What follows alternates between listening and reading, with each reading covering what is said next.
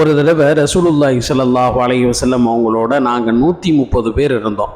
அப்போ ரசூலுல்லா கேட்குறாங்க, சாப்பிட்றதுக்கு ஏதாவது உணவு இருக்கான்னு கேட்கும் பொழுது யார்ட்டையும் எதுவும் இல்லை.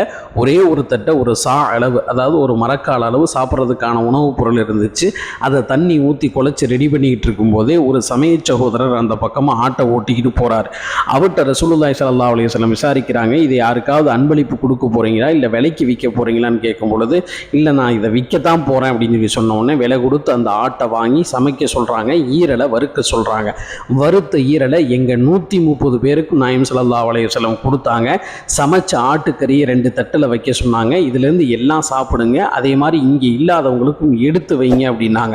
நாங்கள் எல்லோரும் அதிலிருந்து சாப்பிட்டோம். ஆனால் கொஞ்சம் கூட சமைச்ச கறி குறையவே இல்லை அப்படின்னு நாயகம் ஸல்லல்லாஹு அலைஹி வஸல்லம் அவங்களுடைய பரக்கத்தை பற்றி அப்துர் ரஹ்மான் அபீ பக்கர் சித்திக் ரலியல்லாஹு அன்ஹு அவங்க இந்த தகவலை சொல்கிறாங்க. புகாரி, முஸ்லிம்